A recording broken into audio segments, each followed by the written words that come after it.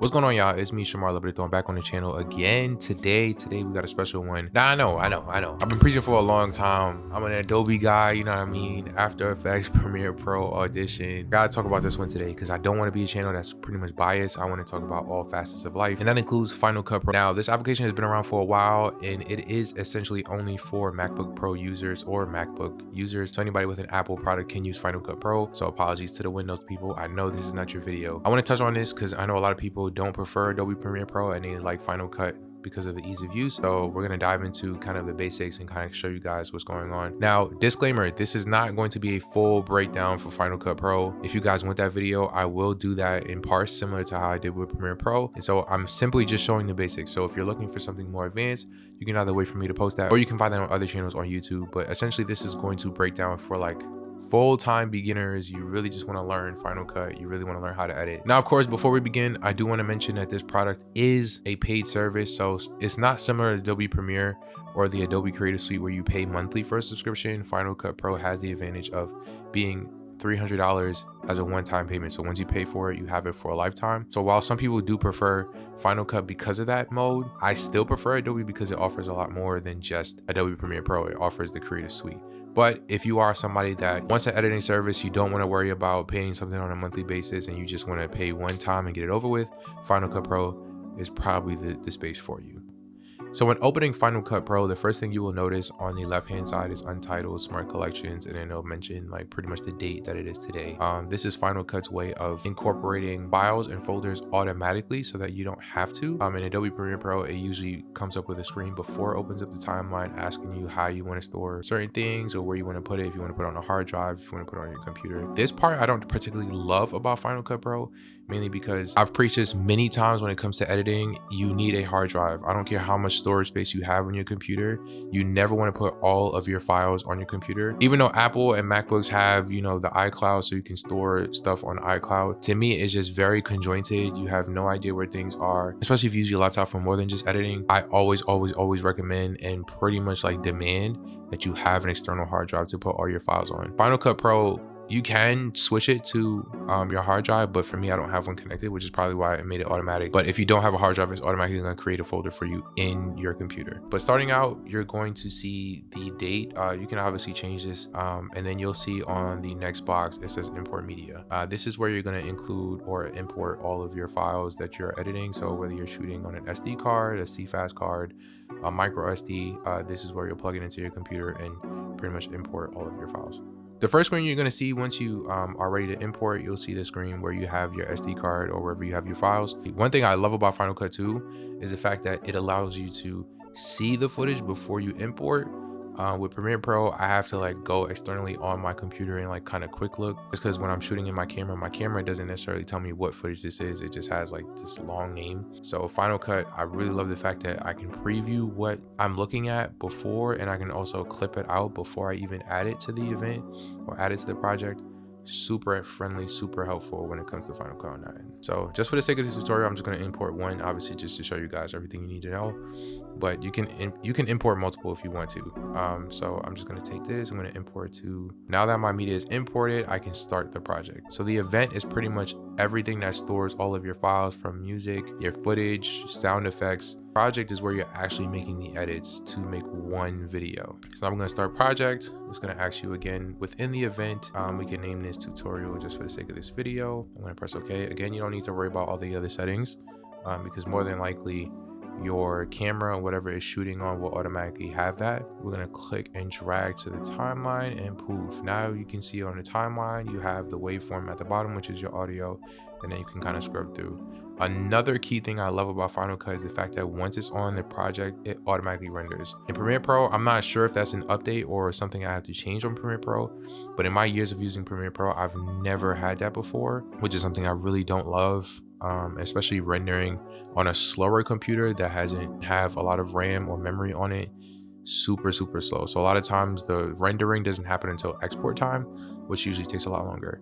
With Final Cut Pro, it automatically does it. So rendering is basically, for those that don't know, like buffering on TV. So like it's not fully loaded.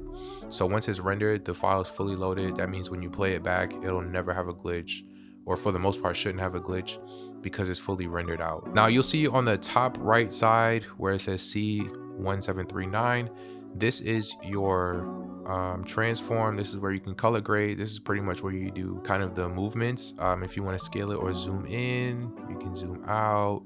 You can move the position around. You're going to use this for pretty much everything. This is from sound effects to text on screen to your footage to adding, you know, something like a picture or a screenshot on top. This is pretty much where you do it. Transform is usually what most people use when they're beginning out, because obviously they want to move things around. They want to use keyframes. They want to rotate something, or they want to scale something like zoom up and zoom down, that sort of thing. Transform is probably going to be your best friend. Opacity is also there if you want things to be kind of faded out or you want it to be full on.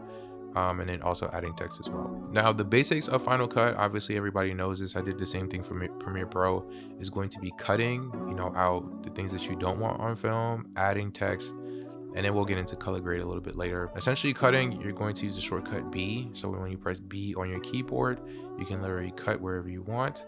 You press A to get back to the regular clicker and just delete. One other thing I love about Final Cut is the fact that if I cut in the middle of 2 points and I want to take out the middle part to cut that part out, there's a magnet feature where it automatically moves everything to the section, so there's never a blank spot. Now you don't always have to have that. You can obviously turn that off. The bottom right here, you have your effects.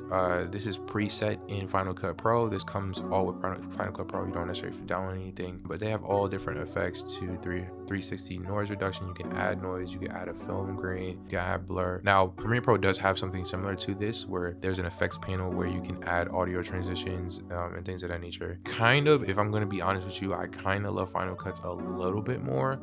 Just because of how they do things.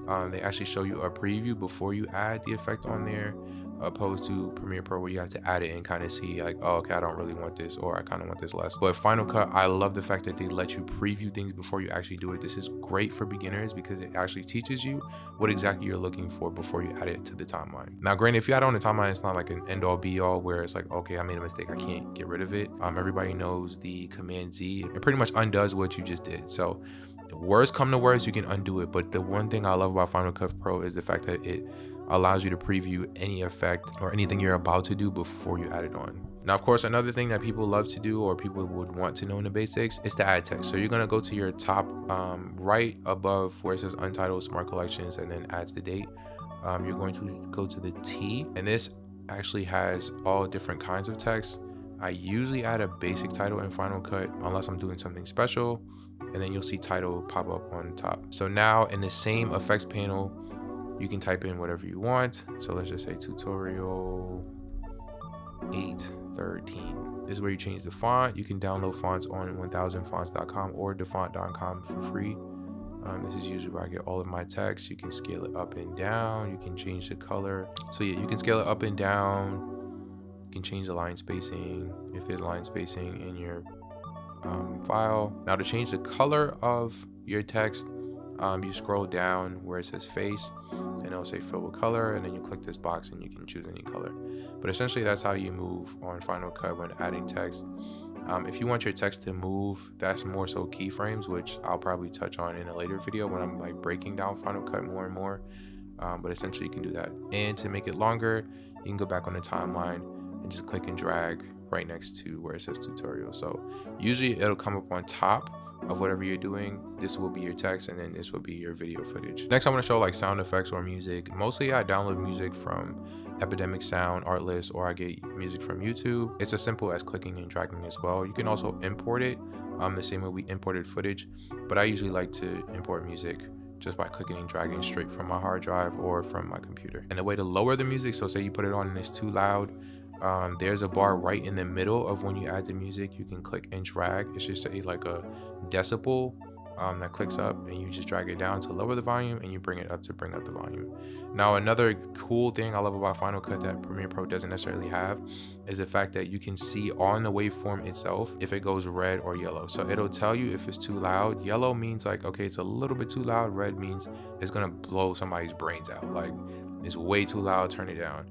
You can also do this in the effects panels as well, but I love doing it straight on the timeline because it shows me exactly how loud or low something will be. It's super quick and simple to just edit out, bringing the decibels up. This is also editable as too, so just the same way with videos, I can cut to make it shorter, just clicking B and cutting it, pressing A and moving this down. So everything is movable on the timeline. And once you click and drag, I mean, not even click, you don't even have to click, but you can move the mouse pad around and it literally moves the timeline. I love doing this. Reason being, sometimes it gets annoying, I'm not gonna lie, because sometimes you just want to stop, but it allows the playback to go all the time, and this gets smoother and smoother as rendering is happening. Legit, I can see everything that's going on without even playing it, so I don't necessarily have to keep pressing spacebar to play to see how something comes out, then press and stop. It'll literally play out as if I'm playing it, so it's playbacking while I'm moving the trackpad. And lastly, I want to talk about color grading. Now, while I do recommend using adjustment layers, which you can do on Final Cut Pro, some people are, super beginners and don't really understand what that is, so I'm just going to touch on color grading in general. Color grading happens on the top right panel of the effects panel. Right at the top, you'll see this kind of triangular icon. You're going to click it, and right then and there, you can make corrections to your footage via how things look. So you can turn up the brightness, turn down or up the contrast, boost up the highlights or bring it down, boost up the shadows or bring it down. This is really prime for somebody who's shooting in log, but you don't necessarily have to shoot in log to do color corrections. Some people's footage, the lighting may look a little bit low and you want to kind of boost it up a little bit. For some people, it's too blue and you want to make it more warm. You can turn down the temperature or turn it up, but essentially this is how you color grade. To go a little bit further, when you go down to the effects itself, the ones that are installed, you can click color board and add different colors to your footage. So you're going to click and drag from the effects, add it on, and then this is how you make different colors through saturation. You can go to color itself and change the color. So if you want it more green, if you want it more blue, you want it more red, you just click these circles that's in the middle. It deals with the shadows, midtones, and highlights, and you'll just play around until you find the right thing in terms of your footage. I recommend adjustment layers because if you want to change something, or you don't necessarily want to put all of your corrections and color grades into one, I would say do multiple adjustment layers, so that way you can change different things over time instead of changing everything on just one piece of footage. But yes, essentially that is all for Final Cut Pro. Again, I will do a full in-depth video of editing on Final Cut Pro and how to fully get advanced on this program. I would recommend this to somebody who's looking for something that's smooth on a MacBook Pro, don't necessarily want to pay a monthly subscription. Final Cut Pro is a great choice. They are constantly updating, so if there's any bugs or there's anything that's going on, the App Store is your best friend in terms of updating Final Cut Pro. They're always coming out with the latest thing, and they're usually up to date with a lot of stuff. So yeah, thank you guys so much for watching. If you get Final Cut, please let me know in the comments down below. Let me know your projects and I'll definitely check them out. Until the next video, guys, make sure to like, comment, and subscribe. I'll see you on the next one. Peace.